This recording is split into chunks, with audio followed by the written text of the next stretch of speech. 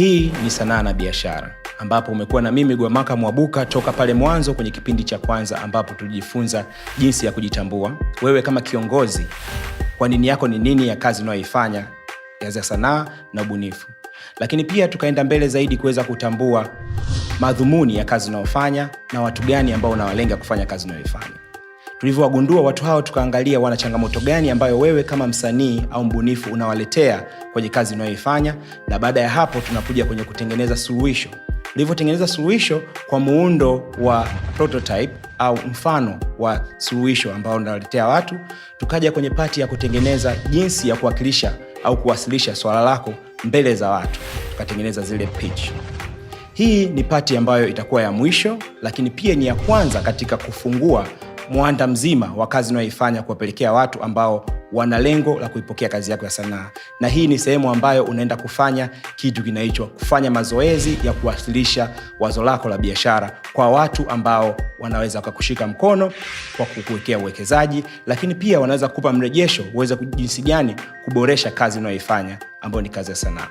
Kwa hiyo tutajifunza jinsi gani ya kuwasilisha wazo lako. Kwenye biashara ya ubunifu, pitch yako ni mlango wa kwanza ambao unaweza kuutumia kuingia kwa wadau, wafadhili, wanunuzi pamoja na washirika. Na kama mlango huo haujajengwa kwa ustadi, utabaki nje hata kama una dhahabu mkononi mwako.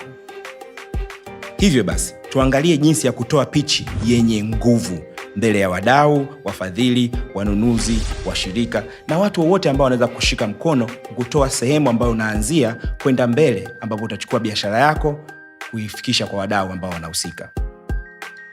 Jinsi ya kutoa pitch yenye nguvu. Cha kwanza, anza na hadithi. Ni vizuri sana usimulie hadithi kwa sababu gani na kwa nini unafanya kazi hiyo ya sanaa au ubunifu. Wasimulie watu kwa sababu watu wanajali zaidi wewe ni nani, unatokea wapi, sababu yako ni nini kufanya unachofanya. Kwa wasimulie hiyo hadithi. Mara nyingi mimi napendaga kusimulia hadithi ya babu yangu ambaye alikuwa anatusimulia sisi hadithi tukiwa tumekaa chini ya moto. Kwa babu yangu alikuwa na wake 6 na watoto 56.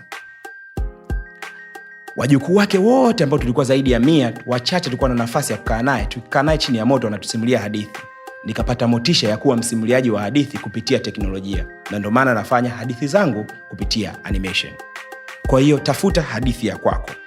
Cha pili, zungumzia tatizo kwa sauti ya mtu mwingine. Fanya msikilizaji aone kuwa anaelewa kilio cha watu.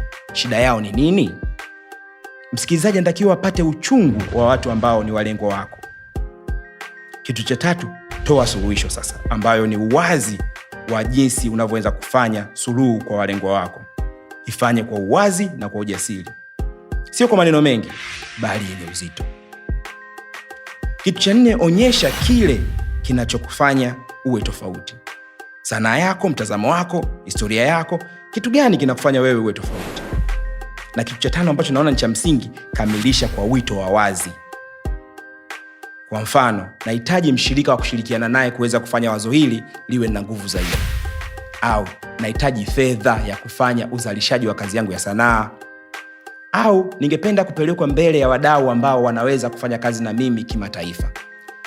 Hakikisha unakuwa wazi. Lakini hapa kuna kitu muhimu. Usisubiri kuwa mkamilifu ili kuanza. Anza ili ukamilike. Fanya mazoezi mara kwa mara jinsi ya kuwasilisha wazo lako mbele ya wadau wengine. Kwa sababu wewe kama msanii kupata mrejesho au tunaita feedback ni zawadi wala sio lawama. Watu wanapokupa mrejesho wanakukosoa kwa upendo, wanakupa silaha ya ushindi.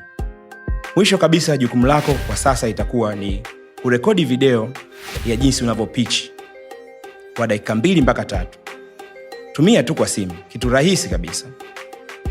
Tuma kwa timu yako waweze kuiangalia na waweze kukupa mrejesho jinsi gani umeweza kufanya. Au tafuta marafiki 2 au 3, simama mbele yao, onyesha wazo lako, onyesha mfano wa kazi yako ya sanaa, ili waweze kujifunza na kuweza kuona jinsi gani unakupa mrejesho ambao utaboresha jinsi unavyowasilisha wazo lako. Hii ni nafasi yako ya kung'ara. Na kumbuka, hakuna aliyezaliwa akiwa mtaalamu. Utaalamu wote unatokana na kufanya na kufanya. Ili uweze kubadilisha kazi yako ya sanaa iweze kuwa biashara, ni vizuri uanze toka mwanzo. Kipindi cha kwanza tuliongelea kujitambua, kipindi cha pili tukaongelea jinsi gani ya kujua walengwa wako, kipindi cha tatu tumeongelea jinsi gani ya kutengeneza suluhisho na prototype, pamoja na jinsi gani ya kuwasilisha wazo lako. Tukaendelea tukaona jinsi gani unavyoweza kuwasilisha wazo hilo. Hii imekuwa Sanaa na Biashara, na nashukuru sana kuwepo mwanzo mpaka mwisho. Kumbuka, hii sio kuangalia kama filamu. Hii ni kujifunza na kuanza kutendea kazi. Usisahau kusubscribe na kuweza kupata taarifa zaidi, kwa sababu huu ni msimu wa kwanza tu ambapo tumefanya vipindi 6, lakini pia tutaendelea kufanya vipindi vingine.